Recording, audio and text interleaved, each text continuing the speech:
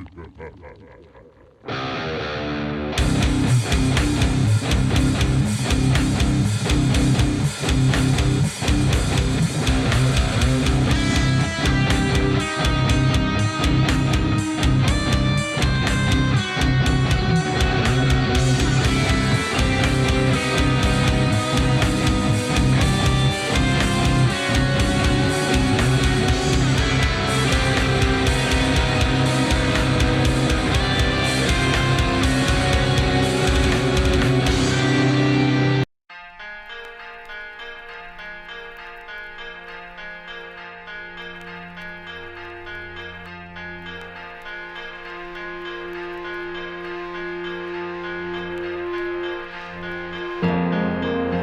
and out of you and of me, like waves crashing on the shore. What is going on? You're watching From the Green Room, and my guests tonight from the Green Room are Annamaria and Dave from the band Vajra. How you guys doing?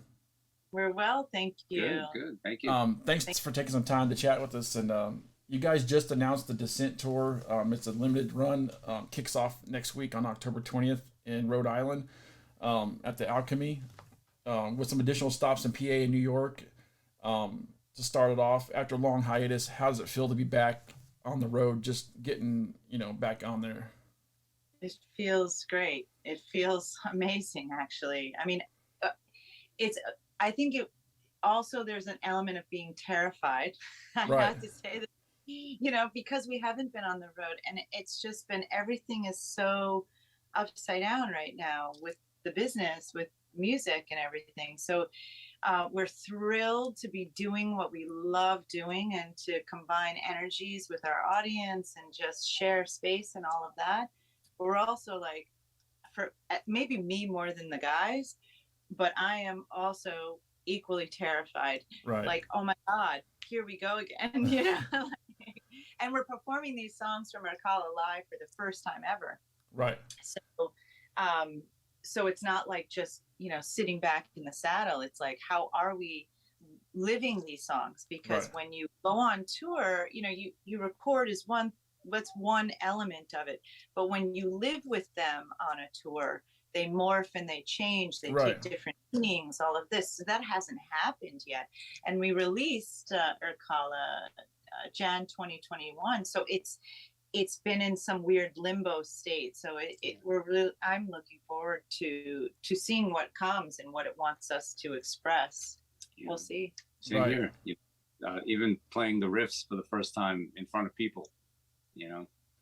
is kind of cool in a way. Like especially if somebody knows the song and has only heard it, and has never heard it live. Right. So Right. that is a fun thing to think.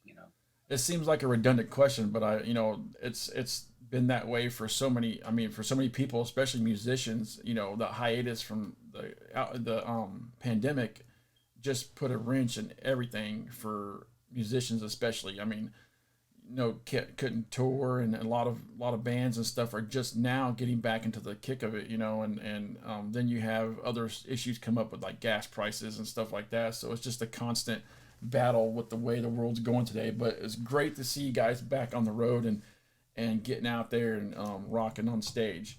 Thank you. The band released the music video for Crown or Crucify, which has been in the top 40 charts.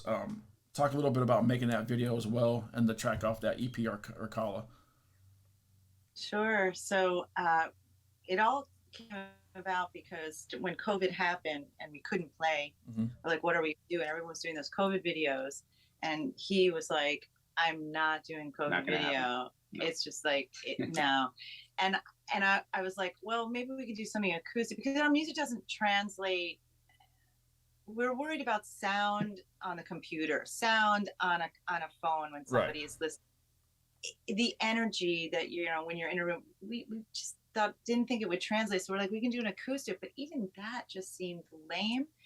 And for us, I mean, for some people it worked, but for us it just seemed lame. So we thought to ourselves, all right, we're just coming out with this EP, and why don't we make music videos for all of the music? So we bought a camera Dave learned new editing software, and we wrote a story and did all the shots, all the editing, everything 100% DIY. And all of the music on Ercala has a video component, and all of those videos fit together into a short film Right. that we're editing and will be released next year. So one of those pieces of music and one of those videos is Crown and Crucify. So for Crown and Crucify, well, generally the whole story is loosely inspired by the Sumerian classic hero myth, Descent of Inanna. Right. And so, you know, Ercala means the underworld in Sumerian, in cuneiform. And so we were just kind of going through the different stories, and that one resonated. So that's what the main story is about. And Crown and Crucify is one chapter in that series. In order to do that, because we are 100% DIY and we selected locations that were kind of close to home because it was during COVID and it was crazy to travel and all of this, some of the shots are in the apartment. So we had to disassemble our living room, bring up 20 bags of dirt, open them up, throw them on our floor. Oh, wow. And that's one of the shots is me burying Dave. That's our living room. That's our actual living room. Wow. The studio. So there's crazy stories that we had, but we didn't have to pay for a studio. It was comfortable because it was our living room, and it was during COVID, so we didn't have to worry about like the transportation and all this kind of stuff. So there are some insane stories about the video. That's crazy. That's one. It's also cool. Another video, Maya, on that EP, it takes place more outdoors, and we got locations that, like, we were in Times Square, and it was deserted, and we were on. Seven of the time. We were at Dead Horse Bay, nobody there, and it's like all garbage and you know, nuclear waste and all that. Right. It was a first rendering facility. I mean, a lot of the locations we selected for the videos have some dark undercurrent, some historical story attached to them that's really fucked up, like the bloody angle where the dating scene took place. That's about 2 blocks from our apartment, and that is where the Chinese gangs used to hatchet each other in like 1800s, and then they would descend into the tunnel. So like we wanted that energy to be infused in the videos because it's Ercala, so we wanted that to be real. Right. Dead Horse Bay was another one of those sites where it's a horse rendering facility. It's a nuclear waste site now, super fun site. And it was also the place where when they built the Belt Parkway around Brooklyn, all of the people's homes with all of their things were dumped there and not kept. So all this stuff is coming up into the environment, which is crazy to see, you know, like dolls and glasses and clothing. It was nuts. So all of that kind of stuff was deliberate in the videos, and the rituals also were real rituals that I created that we actually performed. Okay, that's awesome. To jump to that, back to that, the video for Maya, it said that it was selected for several Cannes Festival awards. Did you guys win any, or it didn't? You guys were selected for a lot of them. Yeah, we have 9 official selections, and I think we won 2 or 3. I think.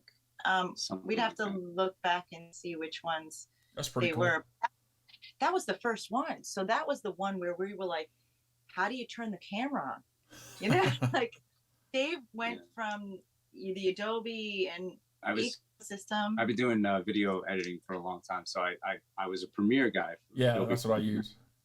So we bought the Blackmagic Pocket Cinema camera, to do these videos, and it came with DaVinci. Oh yeah. And I was like, all right, it's free with the camera. Let me try it out. But I couldn't really get a handle on how to use it until it actually clicked. And I was like, oh my God, this is amazing. This piece of software.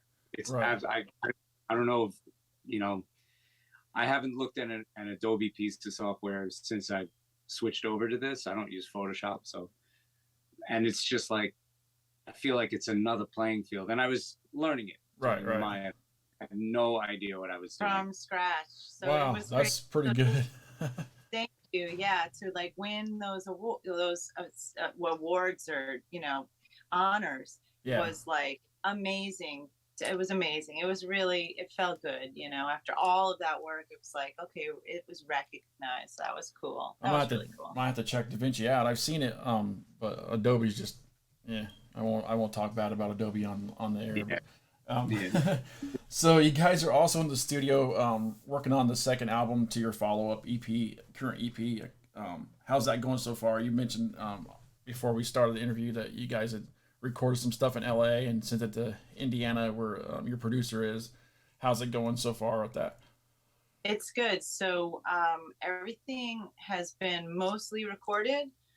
We're in the mixing stage now, and we're going to have to do some, probably some overdubs for guitar solos and the bridge sections. So, you know, that's the process that we were doing. Is everything else is done. The sort of meat of the song is done, and let's work on that stuff now. So that's where we're at.